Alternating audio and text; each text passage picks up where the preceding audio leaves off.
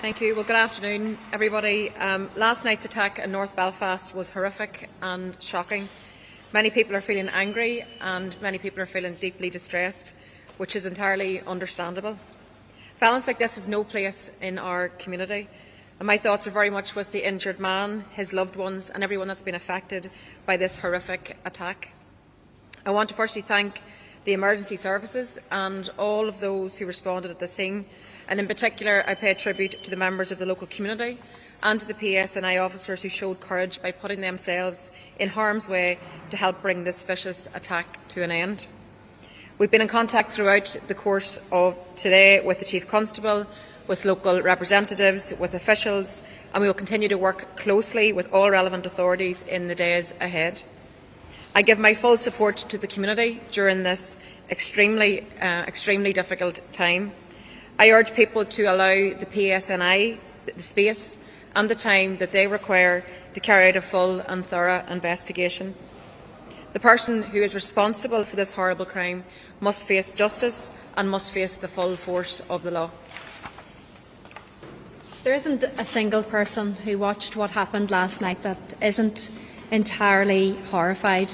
The scenes witnessed last night in North Belfast were brutal, disgusting and horrific.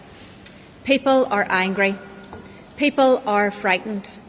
And above all, people deserve to feel safe in their own communities and to have confidence in the systems that are meant to protect them. We understand that the suspect was in Northern Ireland on a 5-year visa and entered Northern Ireland via Dublin. This was someone who came here to live within our community and yet has committed an act of appalling, barbaric violence. People legitimately need to be reassured that their concerns are not only being listened to, but taken seriously. The criminal justice process must be allowed to take place. We need a swift conviction, and on conviction, this dangerous man must be deported immediately. The safety of our communities must come first. My message is clear. I hear your concerns. They must be taken seriously. And in the meantime, I really genuinely appeal for calm across all of our communities. I think all of us were horrified at what we witnessed unfolding last night in North Belfast. And I understand that many people in that community this morning will be traumatised, they will be fearful, and they will be angry at what unfolded on their doorstep. And they have every right to be so.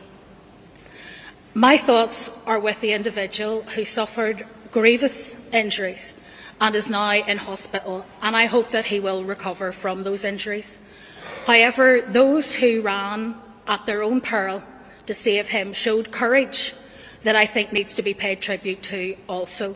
As do I want to pay tribute to the emergency services and first responders who arrived on the scene and sought to save a man's life.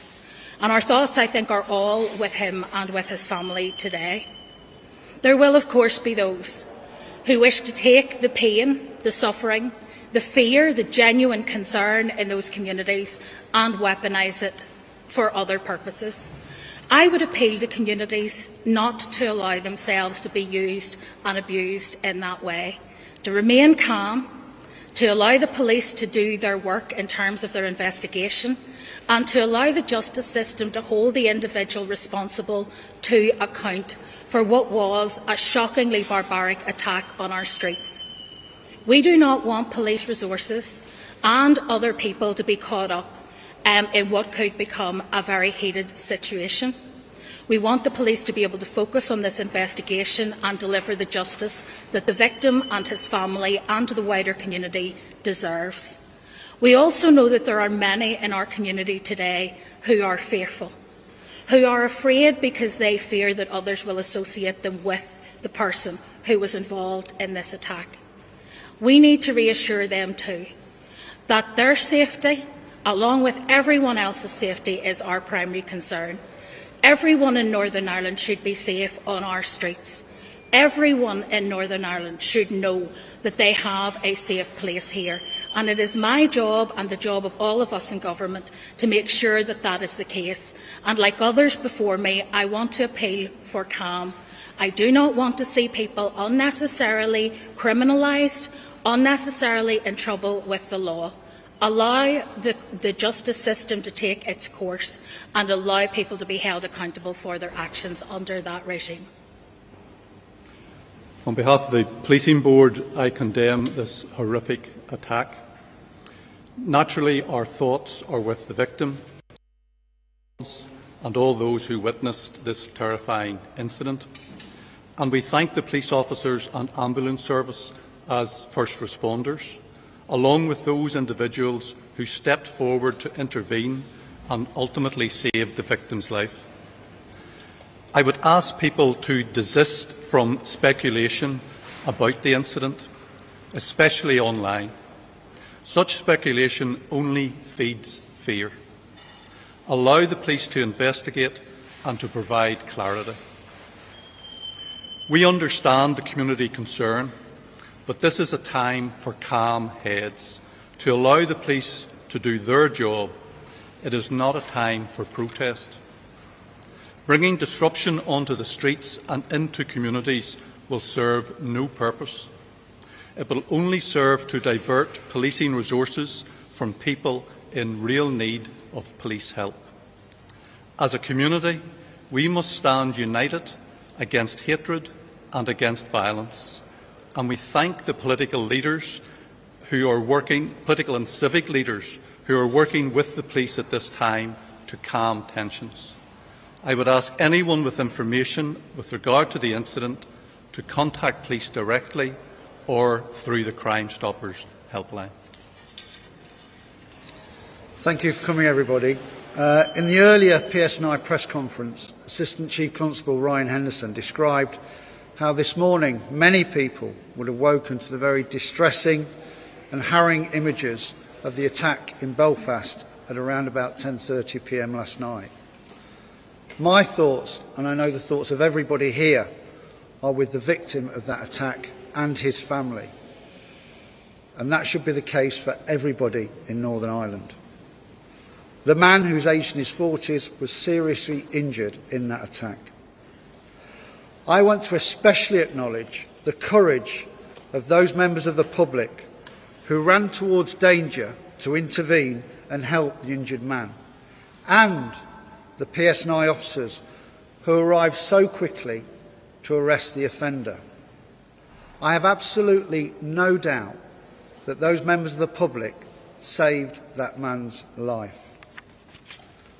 What we know so far: this attack happened in Kinnaird Avenue area of Belfast last night at around about 10:30 p.m. Officers arrived within a few short minutes at the scene to detain and arrest the suspect and administer first aid to the victim. Colleagues from the Northern Ireland Ambulance Service arrived a short time after. The victim was taken to hospital with significant injuries. The suspect, a man in his 30s, we now understand to be Sudanese, was arrested at the scene on suspicion of attempted murder. He remains in custody, and at this time we are not seeking anyone else in connection with what happened last night. What is believed to be a kitchen knife was recovered at the scene. It's my understanding that the suspect was granted leave to remain in the United Kingdom on the 28th of September of 2023. Again, this is to be confirmed, but I'm informed that he made his way from Sudan to Paris at dates unknown, and from Paris he flew to Dublin at a date yet to be determined. From my current understanding, he then travelled from Dublin to Belfast by bus on the 10th of February of 2023 and claimed asylum on that date. There is no trace of this suspect on any of our national security databases, and he was not known to the Police Service of Northern Ireland. I've been in direct contact with the head of the counter-terrorism policing in the UK. At this stage, we have no information to suggest that this was terrorist related. I do appreciate the nature of the attack has led to speculation it is terrorist related. However, there is nothing to suggest that that is the case. It's still the early stages of the investigation, and if that changes, we will update you. This vile attack has sent shockwaves throughout all of our communities. I want to reassure all of them that your safety is our absolute priority, and we're engaged with those communities, with residents and with our political parties and leaders to provide reassurance and support.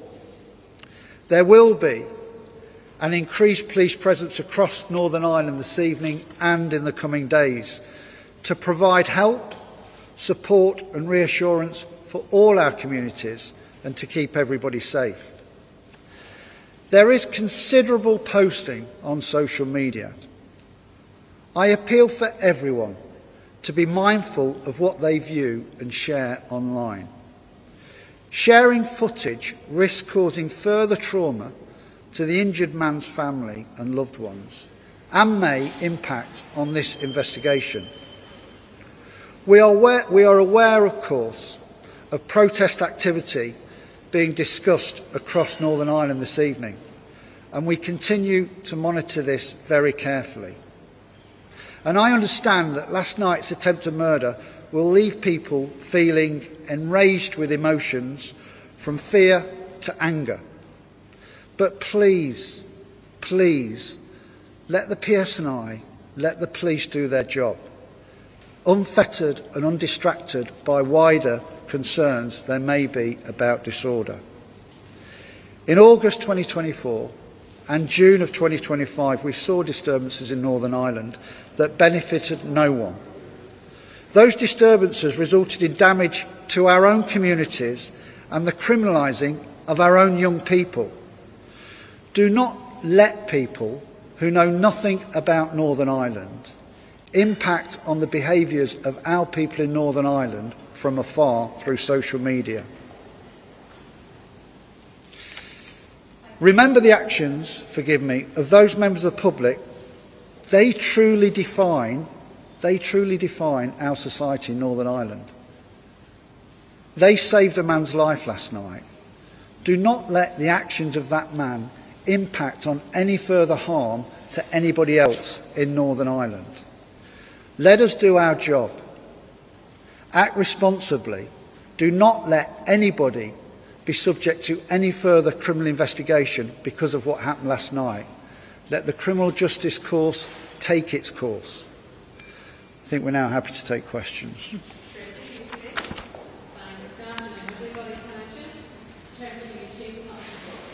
Is it the case that this suspect was someone who came into the country as an illegal immigrant and was given legal status?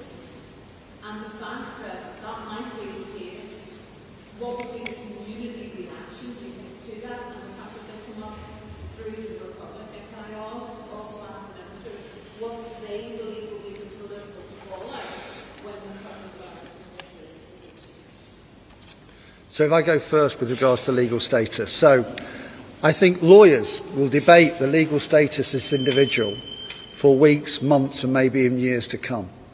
There was nothing to prevent that individual from coming into this country, and he sought leave to remain through his asylum application. His status when he crossed that border is still undetermined by us, but it's something that we'll be looking at and will come out in the fullness of time. Yeah, I think I agree with the Chief Constable. I think that people shouldn't jump to assumptions. We don't have the full picture here, so I think that's important to say. I think for today, the main focus of all of us, certainly collectively, standing here together today, is to appeal for calm. It's also to ensure that we reflect where we know people are, because I think people are feeling fearful, people are feeling angry, people are feeling a bag of emotions about what they have witnessed over the course of yesterday evening and into this morning. But my message today is one of calm, and don't allow those people that don't care about people here to incite hatred, to incite fear. Don't allow those people who are faceless to orchestrate campaigns and on the streets. I think that is something that I would want to underline from today's press conference. First of all, I welcome that the PSNI have communicated a significant amount of detail in relation to the man that has been arrested for this horrendous criminal offence. That is something I think that across the UK, the PSNI and other police forces have learnt. I called this morning whenever I was speaking to the Chief Constable and again in the Chamber for the maximum amount of information to be given to people, because I think people have the right to know. In terms of the information that we have heard thus far, and I accept that there will be more details to come out, but what is clear is that this was a man that went through a number of other safe countries before he came to Northern Ireland. I was on a call just last Wednesday, a UK-wide call on immigration, and I raised both of those key issues. First of all, the issue in relation to the Irish border. We have been aware for some considerable time that there are people coming across the Irish border to claim asylum in Northern Ireland. Those people, very often, we do not know their background, we do not know the routes that they come through, and we do not know if they have any convictions or any history in another jurisdiction. So I raised that issue to the UK Immigration Minister as a concern and asked once again for action on that, because this is not the first time that I have raised that as well. I also raised the issue of those who come to the United Kingdom and subsequently commit offences, that the UK must be able to deport those individuals much more swiftly than they have done thus far. So both of those issues I raised last Wednesday. But I absolutely agree with others here today that what we need today is calm across Northern Ireland, across our communities. Any kind of disorder only serves to wreck our own communities. It doesn't serve any purpose. But I think importantly, people must know that their legitimate concerns and issues are being listened to. Politics must work for the communities we serve. Communities must feel that the protections that are in place are working to keep them safe. And I think that's why people are worried, that's why people are concerned tonight. And the UK Government, and indeed here at the Assembly, we must listen and we must take action. Well, I think it's very important that we do, as the Chief Constable suggested, and allow this police investigation to take its course. It is